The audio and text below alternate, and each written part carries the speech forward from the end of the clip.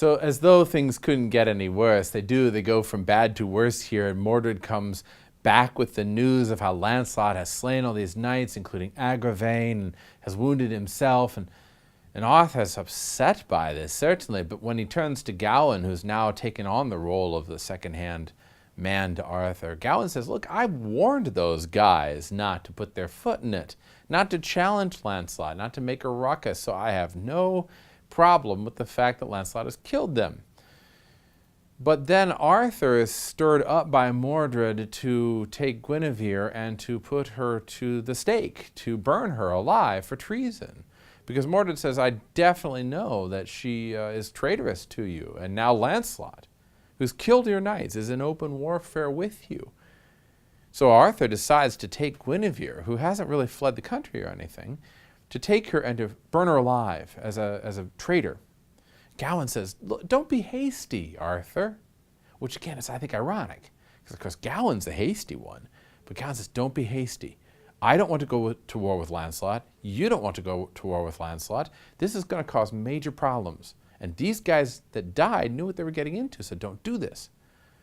But Arthur does anyway. And he takes Guinevere and puts her ready to be burned alive, and in comes Lancelot to save her. And here's where the problems really erupt, because in trying to save her, he has to fight through a number of knights, some of them fighting him and some of them just trying to calm the situation down. And like in any crowd situation, a riot or a warfare itself, innocent people get hurt. And that's what happens because two of the knights that are there actually get killed, and they're unarmed. They're not trying to do anything wrong. One of them is Sir Gareth. And Sir Gareth is a knight of very good standing. He's a very noble knight. He's virtuous. He's honorable. He's always loved knights. He was knighted by Lancelot. He loves being the nobility of knighthood. And Gareth is also kin to Gawain. So when the news comes back, after Lancelot has rescued Guinevere, and the news comes back to Gawain that his blood, his relations have been killed by Lancelot, and have been killed unarmed. They weren't trying to do anything wrong. Gawain becomes incensed. He didn't mind that Agravain was killed, because he warned Agravain, don't do that. Don't go into this situation. But here Lancelot is at fault, because in the fury of battle he's killed these two knights. And Gawain at that point says, okay, this is unforgivable. I didn't want to believe it, but this is unforgivable. And it's at that point that he encourages Arthur to go to war with Lancelot and to take up arms against him. And the whole civil war then erupts into this fire-like conflagration that ends up destroying the whole of the Round Table. And there's an interesting passage where Arthur says to Lancelot, you are my mortal enemy. I am now at war with you. I cannot forgive you for the treason that you've caused, and I'm totally at war with you. And Lancelot says, I don't want to be at war with you. I don't want this to happen. I don't want this whole thing to fall apart. And again, as we're looking at the story of Lancelot and the development of that character, this is, I think, another significant piece. Because up till now, Lancelot has been the man who admires the Round Table. He loves being a knight. He loves all the honor and the virtue of it. And for the first time in his life, all of that world is at risk. All of that world is being jeopardized. It is put in jeopardy, as it says. And he himself doesn't want it to end. But he also doesn't want the lives of the people that he's come to love and admire. He doesn't want their lives to be put at risk either. So Guinevere's life and Arthur's life and even Gawain's life, he begins to honor them more than he did before. And it really causes him tremendous grief that this should happen, that this inevitable seeming conflagration between the two camps occurs. It is, in some ways, it's like a war between families here, a Capulet and Montague or something, because the whole family of Lancelot rallies around him, Bors and the others, and the whole family of Gawain rallies around him, with Arthur on the side of Gawain. And these two warring families then begin fighting with one another in this civil war. It's as though the very cohesion of the Round Table has disintegrated into tribal warfare, which is the most base denominator of human existence. If we have anything we base society on, the most base level is tribal organization. And here it falls into that, and we have open warfare in the court. Now, in the midst of this feud, Lancelot is unwilling to join in a war, and Arthur levels against him certain charges, which he then has to address.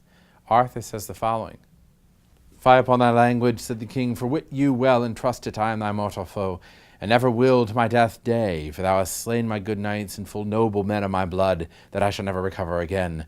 Also thou hast lain by my queen and holden her many winters, and Scythian like a traitor taken her from me by force." So he lays on him two charges. One, that you're a traitor to the throne. You've killed my knights and therefore are traitorous.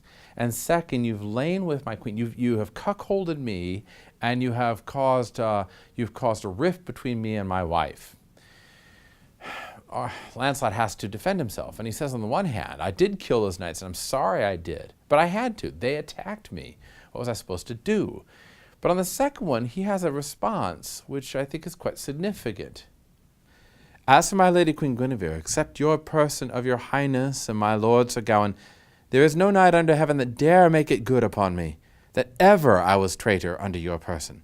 And where it please you to say that I have holden my lady your queen years and winters, unto that I shall ever make a large answer, and prove it upon any knight that beareth the life except your person and Sir Gawain, that my lady Queen Guinevere is a true lady unto your person as any is living under her lord, that I will make good with my hands.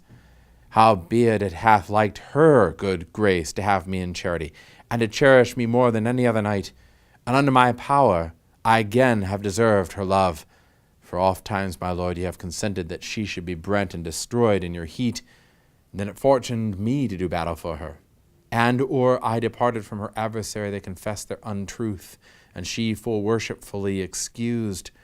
And at such times, my lord Arthur, ye loved me, and thanked me when I saved your queen from the fire, and then ye promised me for ever to be my good lord, and now methinketh ye reward me full ill for my good service."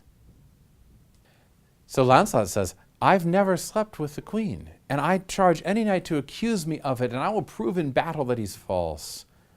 And even so far as her liking me more than you, Arthur, that's her choice. She should be allowed to choose whom she wishes, and she's chosen me. And up to this point, you've always been okay with that. You've allowed that to go on, and you've even been pleased to love me. All of which, to some degree, is true. Lancelot is not making up anything here. He's saying that she's been loyal to you, and you've enjoyed my friendship, and you're repaying me very poorly, which seems to be true. But what he doesn't really admit to is the possibility that he's done any wrong here. He still is in some ways clinging to this idea that he hasn't done anything wrong. This is the paragon of knighthood, and I've always held myself to it.